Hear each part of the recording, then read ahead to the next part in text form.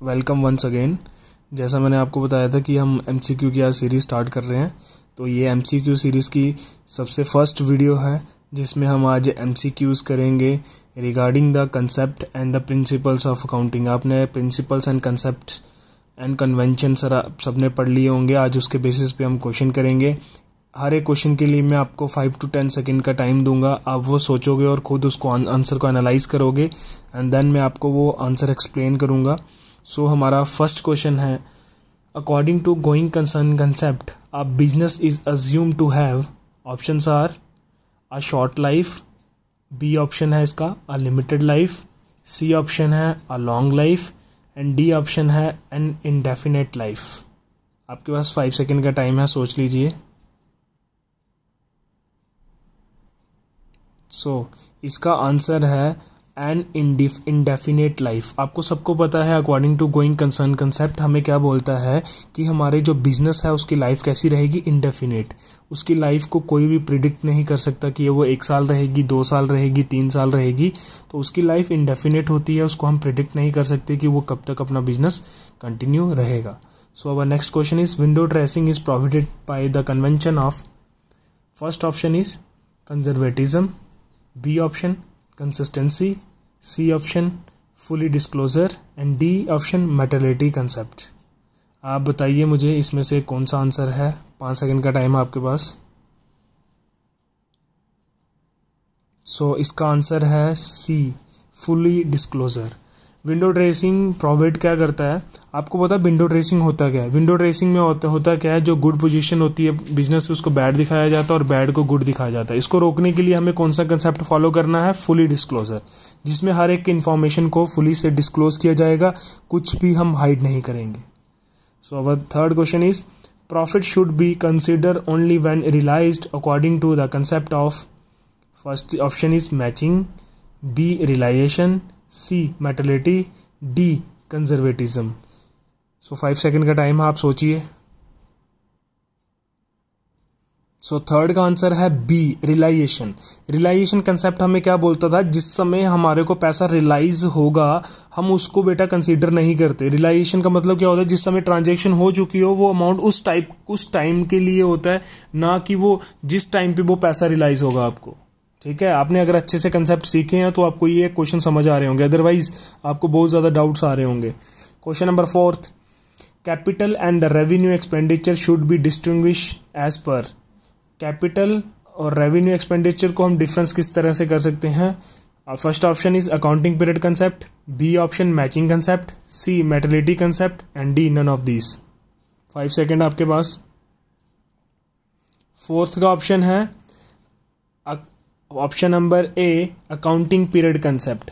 Accounting period concept क्या बोलता है कि हम अपने पूरे जितना भी बिजनेस होता है उसको हम एक फाइनेंशियल ईयर में कन्वर्ट कर देते हैं, which start from the 1 April to 31 March. हम जो 1 साल में खर्चे करेंगे जो 1 ईयर के अंदर ही कंज्यूम हो जाते हैं, that is called as a revenue.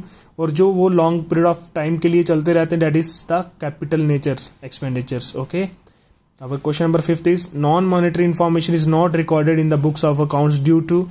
जो नॉन मॉनेटरी मतलब जिसको हम मेजर नहीं कर सकते, मनी में वो ट्रांजेक्शन को रिकॉर्ड नहीं किया जा सकता, ये कौन सा कंसेप्ट हमें बोलता है। Options are annual concept, B business entity concept, C money measurement concept and D none of this. 5 second आपके पास, सोचिए। इसका ऑप्शन है मनी मेजरमेंट कंसेप्ट। आपको पता है अकाउंट्स में जो भी चीज मनी में मेजर नहीं होती उसे हम रिकॉर्ड नहीं करते, because the blood of the business is known as money. जैसे हमारी बॉडी में ब्लड होता है, वो हमारी पूरी बॉडी को स्टेबल रखता है, हर एक ऑर्गन को बेटर तरीके से चलाता है, उसी प्रकार अगर बिजनेस में मनी नहीं है तो हमारा बिजनेस फेलियर हो जाएगा, हम बिजनेस में कुछ भी एक्टिविटीज को नहीं कर पाएंगे। अब question number 6 is, there should be a uniform accounting policies and the method from one period to another according to, option 1 consistency concept, B matching concept, C conservatism concept and D none of this. आपके पास 5 second है, सोच लीजिए। इसका answer है option number ए consistency concept. बोलता है कि आपके plans, policy, procedures year two year same रहनी चाहिए, कंसिस्टेंसी रहनी चाहिए। अगर उसमें कंसिस्टेंसी नहीं है तो आप उस मेथड को कंपेयर नहीं कर पाओगे आने वाले टाइम में कि हमारा बिजनेस प्रॉफिट में चल रहा है, लॉस में चल रहा है, इसमें कितना इंक्रीज हुआ है, कितना ये बैकवर्ड शिफ्ट हुआ है, ये नहीं पता कर पाएंगे। क्योंकि बिकॉज अगर हमारे बिजनेस में कंसिस्टेंसी नहीं रहेगी तो हम उसको अच्छी तरीके से नहीं रन कर पाएंगे बिजनेस को। So question number 7 is closing stock is valuated at a cost or market price whichever is less according to. First option है a business entity concept, B option है कंजर्वेटिज्म और prudence concept, C materiality concept and D money measurement concept. आपके पास 5 second है, सोच लीजिए और guess कीजिए आंसर क्या होगा इसका। Right answer is option number C materiality. Materiality concept क्या बोलता है, हमें वही चीजें कंसीडर करनी है जिससे हम कुछ ना कुछ वैल्यूएट कर सकें, हम कुछ ना कुछ उससे डिसीजन निकाल सकें। हम अनमटेरियल इंफॉर्मेशन को बिजनेस में हमने नहीं इंक्लूड करना होता और नहीं उसको रिकॉर्ड, ऐसी चीज़ों को हमने एनालाइज नहीं करना होता ज़्यादा। ठीक है, फॉर एग्जांपल एक स्टेशनरी की छोटी सी आइटम है पेंसिल, उससे हम कुछ प्रेडिक्ट नहीं कर सकते, उससे हम एक एसेट नहीं मानेंगे। अगर हमें उसे एक एसेट मान लेंगे उससे हम कुछ भी कंक्लूजन ड्रा नहीं कर सकते। Question number 8 financial statement should be disclose all the material information according to. Option number 1 fully disclosure concept, option number B consistency concept, option number C conservatism concept and option number D matching concept. आपके पास 5 second है, सोच लीजिए। देखो इसका question का मतलब है फाइनेंशियल स्टेटमेंट के अंदर हम डिस्क्लोज करते हैं हर एक चीज। Financial statement means balance sheet where we present the assets and liabilities of the business. तो according to this question the answer is option number A fully disclosure concept, जिसमें हम हर एक चीज डिस्क्लोज कर देंगे, हम कुछ भी हाइड नहीं करेंगे और कुछ भी बाइसिस नहीं डालेंगे। अगर हम डालेंगे तो वो इन्फॉर्मेशन लैक हो जाएगी, अगर इन्फॉर्मेशन गलत होगी तो हमारी फाइनेंशियल पोजीशन हमें पोजीशन नहीं बता पाएगी exactly. So next question, question number 9 what is the financial accounting period for the calculation of tax. Tax को कैलकुलेट करने के लिए हमारा फाइनेंशियल पीरियड कौन सा होता है भाई। क्वेश्चन नंबर 9 आप सोच लीजिए 5 सेकंड के लिए, फिर मैं आपके साथ डिस्कस करता हूं इसका आंसर। 9th का आंसर है option number C 1 April to 31 March and it is also known as a accounting period, it is also known as a financial year. आपको पता है जो हम एज ए नेचुरली हर एक बंदा बोलता है कि 1 जनवरी से स्टार्ट होता है साल, बट हमारे अकाउंटेंट्स का, हमारे अकाउंट्स का साल स्टार्ट होता है 1 अप्रैल से और वो खत्म होता है 31 मार्च को। ठीक है, आपको ये नॉलेज में रखना है क्योंकि आने वाले टाइम में आप फाइनेंस अकाउंट असिस्टेंट की जॉब पे भी जाओगे, आप उसी की तैयारी कर रहे हो, तो आपका फाइनेंशियल ईयर स्टार्ट होगा 1 अप्रैल से लेकर और 31 मार्च को खत्म होगा। Question number 10 business and businessman are the 2 separate entities according to. Business और बिजनेसमैन दोनों सेपरेट हैं अकॉर्डिंग टू कौन सा कंसेप्ट बोलता है। Option A consistency, B prudence concept, C materiality concept and D business entity concept. 5 seconds. So answer है इसका option number D business entity concept says that the business and the businessman both are separate.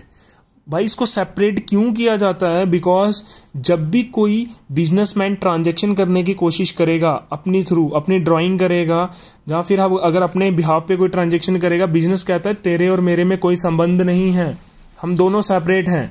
हमारी entries मेरे book of accounts में वही entries होंगी जो मेरे business में चल रहा है। मैं ये नहीं रिकॉर्ड करूंगा कि आपके बच्चे की ट्यूशन फीस कितनी जा रही है, आपकी वाइफ का सूट का खर्चा कितना आ रहा है, आपके पेट्रोल का खर्चा कितना आ रहा है, ये मैं कंसीडर नहीं करूंगा बिकॉज हमारे दोनों में क्या है, सेपरेशन है। तो question number 11 all the contingent liabilities are shown as a footnote in balance sheet according to. Option number first is prudent concept, B cost concept, C fully disclosure concept and D materiality concept. Very important question, मुझे सोच के बताइए इसका ऑप्शन क्या होगा। So 11th question का answer है option number C fully disclosure concept. आपको पता है कॉन्टीजेंट लाइबिलिटी क्या होती है, date liability which may be arise or may not be arise in the future time. वो लाइबिलिटी अराइज हो भी सकती है, नहीं भी हो सकती। फॉर एग्जाम्पल मैं बताता हूँ, अगर आपके ऊपर किसी ने केस कर दिया हुआ है, फॉर एग्जाम्पल आपके ऊपर लिटिगेट किया किसी ने, अगर आने वाले टाइम में वो लिटिगेशन आप हार जाते हो तो आपको पे करना पड़ेगा बैंक को। फॉर एग्जाम्पल आपका बिजनेस हार जाता है केस, तो आपको पेमेंट करना पड़ेगी कोर्ट को 10 लाख 15 लाख। तो इसको इसलिए हम कहते हैं कि जितनी भी हमारी कॉन्टिजेंट लाइबिलिटी उसको हमने शो कर देना होता है as a footnote in the balance sheet. वो कंसेप्ट बोलता है option number C fully disclosure concept, जिसमें हम हर एक चीज को डिस्क्लोज करना है हमें अगर हम डिस्क्लोज नहीं करते और आने वाले टाइम में हो जाती वो, तो हमारे बिजनेस के लिए वो बहुत ही बड़ा लॉस हो जाता। So question number 12 is assets equal to capital plus liability according to. ये कौन सा कंसेप्ट बोलता है कि एसेट बराबर होनी चाहिए कैपिटल प्लस लाइबिलिटी के?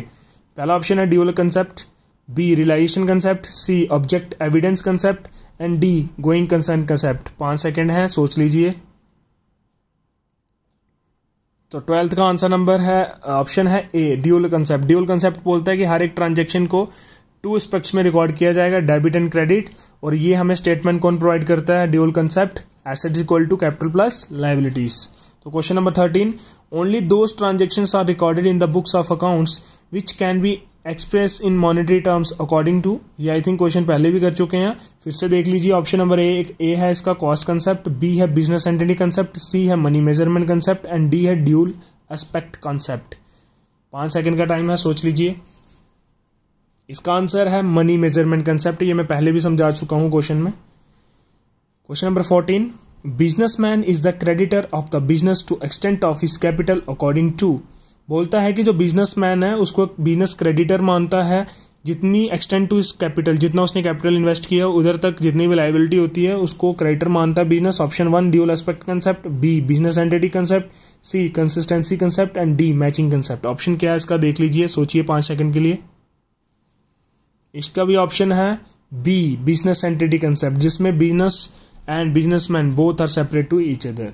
एंड लास्ट क्वेश्चन है आज की वीडियो का, according to the cost concept. Cost concept हमें क्या एक्सप्लेन करता है? Option number A all the fix assets are recorded in the books at their cost, B only material item should be recorded, C income is treated as a being earned on the date on which it is realised and D none of this. सोच लीजिए, 5 second का time देता हूं आपको, सोच लीजिए।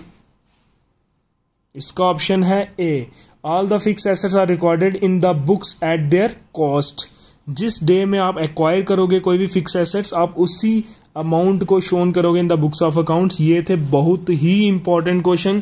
अगर आप ये वाले क्वेश्चन सॉल्व कर लेते हो तो आपके सारे के सारे कंसेप्ट आराम से क्लियर हो जाएंगे और रिवीजन हो जाएंगी। ऐसे ही मैं आपको बहुत इंपॉर्टेंट क्वेश्चंस की वीडियो लाते रहूंगा। अभी आपका एग्जाम भी नवंबर में हो गया, तब तक हम बहुत अच्छे से तैयारी कर लेंगे।